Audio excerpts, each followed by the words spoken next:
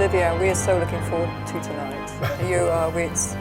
It's a privilege to sit with you here, and it's a privilege to hear you play the great organ, and you've got a fascinating program. Really very interesting, yes, for sure. Very interesting very indeed. Strange. First time we've had tape and organ, actually, CD and organ for the audience here.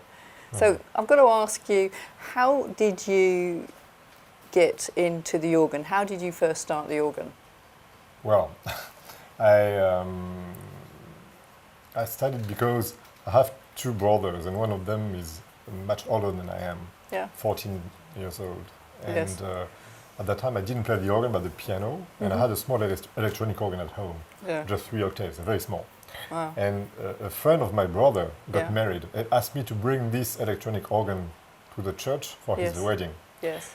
And I said, no, if there's an organ in the church, I was 12, I will play the organ in the church.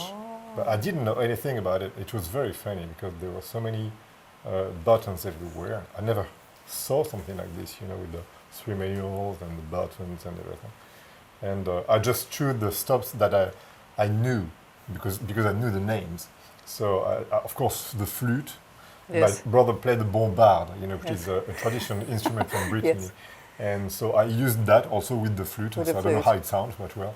And everything that I knew, I used. Everything I didn't know, I didn't use. So it was quite funny. But in fact, I was lucky that on that organ there was some fixed combinations, which cancelled everything. So in fact, I just used, I pushed the stops, and then I used those pianissimo, piano, mezzo forte, forte, etc. And during the mass, in fact, I had a little problem. In fact, I just fell down on the first manual by just playing with those things. I think it was during the sermon. I don't remember exactly.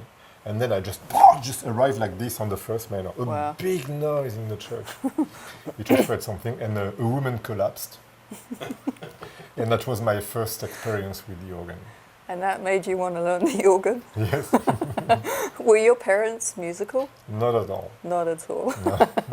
So when was the first time you heard the organ at Notre-Dame Cathedral? Notre-Dame? Well, I heard first, of course, with the recordings of Pierre Cochereau. Oh, right, my godfather gave me this, one of his recordings when I was 13. Yes. The improvisations, and I was so amazed. Yes. And that was the first time, really. Do you remember? The first time live was when I was, I think, 17. Yeah. Was that an experience, walking into that building and hearing that organ? Yes. I would say that I was not really impressed. Really? Yeah, because the organ was not in good condition. Oh. I was more in that time playing music by Buxtehude, German organ music, Bach, Couperin, Grigny, that kind of things. And I didn't have any interest on romantic instruments. Yes. So I arrived there and said, oh, what a sound. What is that? It's not very interesting. And all that kind of thing. So finally I decided to go to Saint-Séverin, where there was a classical instrument and all that. So, and I came back to Notre-Dame later. And you applied for the job? And no. No? No. So I'm sorry to say no. So good. No, in fact, it's just because I applied to be organist somewhere in Paris. Okay. Because at that time, two major organists in Paris died. There was Pierre Cochereau in 1984, but before that, Jean-Jacques Grunenwald in Saint-Sulpice in 1982. Yes. And the Diocese of Paris decided to make a list of organists just to provide the churches in Paris. Some people thought that it was a connection with those big churches, but I thought that it was just to provide a list of organists, to be organist somewhere in Paris. And I was thinking that one of the Parisian organists would move from their churches to Notre-Dame, and then I would be organist somewhere else. Yes. And that was my plan. Yeah. And I was chosen to be one of the competitors, especially for Notre-Dame, probably because I was already at that time known by the clergy, because I was a teacher at the Catholic Institute in Paris. And I also was twice finalist at the Chartres competition. And because of that, I just arrived on that list, especially for Notre-Dame. Yes. And it was very funny because I arrived there for the competition totally relaxed. Yes. Because I thought, oh, it's not You're not for going to me. get, yeah. So, Right. And you got it. yeah. Do you And then remember? the problems came afterwards, of course, because it took time to adjust to that position. You Yes. know, I would say in France we say porter le costume, so to be dressed as an organist of Notre-Dame. And right. because it's, I would say, especially in the mind. Yes. Because from the one day to the next day, before that I had between 80 to 200 people to the concerts, and then I became organist of Notre-Dame, and then the next day I had between 200 and 600 or 800 at the concert. Yes. Yeah. I didn't know why, because I just played the same way, Yes. but you know, it's quite difficult Yes. to adjust that kind Yes. of things. So it took me 2 years. 2 years. Yeah. That's not long, is it? No. I thought you it was very long. Yeah. Yeah, So you've been there for a number of years at Notre Dame. 30 years. 30 years. Yes. Do you find it hard to go from that fantastic organ to other organs that obviously are not very good? It must be difficult. It's sometimes difficult, yeah. But in fact, what I love in this job is Yes. just going to another instrument. It's Yeah. like meeting people. Yes. And in that That's case, true. yeah, Yeah. Of course, you cannot, when you meet someone, you don't know if you will be, Yeah. connected to him or not, Yes. in terms of character. All of Yeah. that. And I think it's exactly the same thing for an organ. Yeah. So even if something is wrong, I will try to go around this wrong thing Yeah. to make the organ sound at its best. Yes. And it's always what I try to do. It's very interesting. Yes. And especially on ancient instruments, I love that because the instrument learn so much. Yes. Teach so Yeah, much right. to what we do, because it's really incredible to have the sense that you play something and it doesn't work. You do not know why, but the organ says, "Well, it doesn't work with me. Try something else." Yes. Yes. And then it's really incredible. Yes. That you listen to the instrument. The instrument teaches us, isn't Yes. it? Yeah. So, when do you get to practice at Notre Dame? I mean, it's busy during the day there, isn't Yeah. it? So when do you get? I guess in the middle of the night, huh? Exactly. Really? So yeah. So during winter time, it can be a little bit earlier, between 7:30 or 8 o'clock. Yes. If there is nothing happening in the church, because it's always something. But usually it's between 10:30 or 11 Yes. until 5 o'clock. So you would work all night in the building? It's cold in Wow. there, isn't it? No, it's not that cold. Really? No. It's one of the only churches in France to be heated. So yeah. You've played organs all over the world. So besides Notre Dame, do you have some favorite instruments? Yeah, what I love especially is the instruments historical instruments, All right. which kept their original state. Yes. For example, Poitiers, the Cathedral Yes. of Poitiers, which is really the best organ for me, Yes. which is a Clicquot from 1788. Yes. The Cathedral in Freiberg on another style, Yes. the Silbermann. The Alkmaar, which is also incredible, and Yeah. also in another style.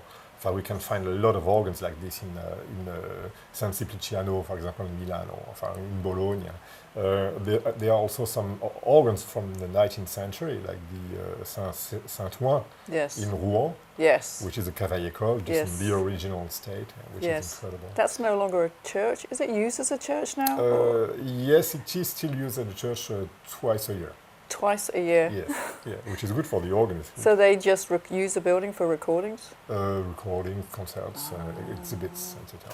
Do you teach, right? You teach at the Yes. Paris Conservatoire? Yes. Do you have many students? Not that many. In fact, we just have 10 students, and we are 2 teachers with Michel Bouvard, Yeah. and we share the students. In fact, we have I see. 5 students each every week, Right. and that's Right. fine, because when we don't want to have a student, say, well, it's not with him for the moment.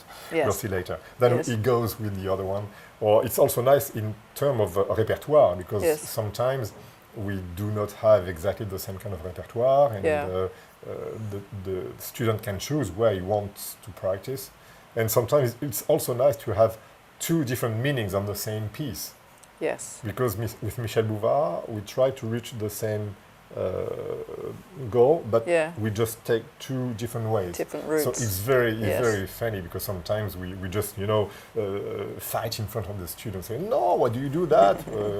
Yeah. And the students open the eyes like this and say, "What shall we do now?" Yes. So, do your own.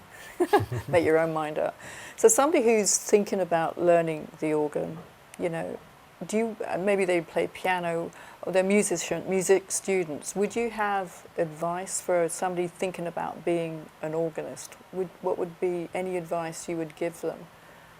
Listen to everything except organ. That's brilliant. No, in fact, it's half a joke. Of course, No, I I know think what it's you very mean. important to listen to a lot of instruments. Yes. I would say real instruments, because for me, for example, practicing on the that kind of electronic instruments where you can have the sound of a cavalier call or Yeah. historic instrument is just it's like just thinking that you know the Great Canyon because you have seen it on the video. Yeah. So you really need to experiment the sound in a church, in yourself. Yes. Everything just goes together.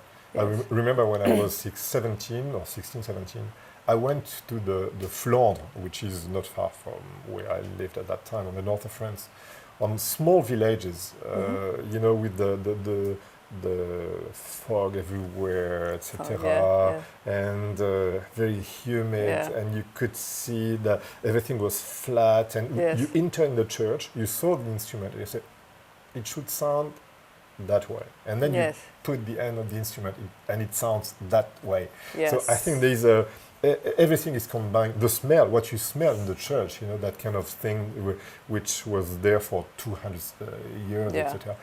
Everything is so important. And, I know what you mean. Yeah, I think it's very important to create an atmosphere also in the music. Yes. And coming from that, after that, you can transpose that kind of experiences on another instrument. Especially here in the States, where everything is kind of new and modern. Yes, I mean, exactly. students here need to get over to Europe and experience For sure. it. Yes. Yeah. So do you, besides all the travel, the performing, the teaching, do you have time for hobbies? Anything for fun? I wish I could, but No. Maybe a bit more in the future. We'll see. Yeah. Well, Olivier, thank you so much for joining us on the bench, and we are really looking forward to tonight's concert. Thank you. Thank you.